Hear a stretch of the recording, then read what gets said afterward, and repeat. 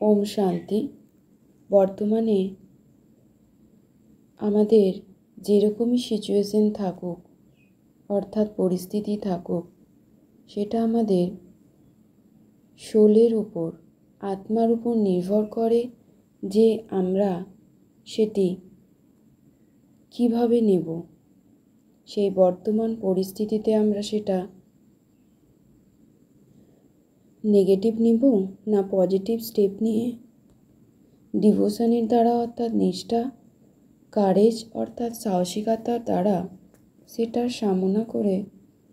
সামনা করে নিজেকে বেটার ভার্সন, ভালো প্রতিমূর্তি রূপে তৈরি করব, নাকি নেগেটিভ চিন্তা করে নিজ আত্মাকে কষ্ট দেব। সেটা আমাদের নিজ ব্রাহ্মণ আত্মাদের উপরই নির্ভর করছে। তাই আমি আত্মাবিন্দু নিজের প্রতিকূল বা বিপরীত পরিস্থিতিকে দূরে সরিয়ে রেখে কেবলমাত্র বাপদাদার সাথে সদাই কম্বাইন্ড স্বরূপের স্থিতিতে স্থিত হয়ে সদাই শিব পিতার সাথে একরস বীজরূপ স্থিতিতে স্থিত হয়ে আমি আত্মাবিন্দু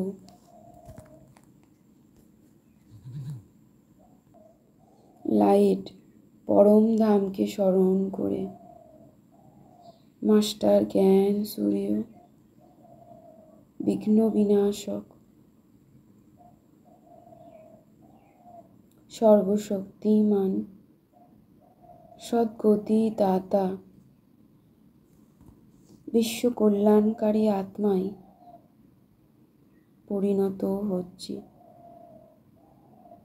নিজ আত্মার পবিত্র ও দিব্য রূপ ধারণ করে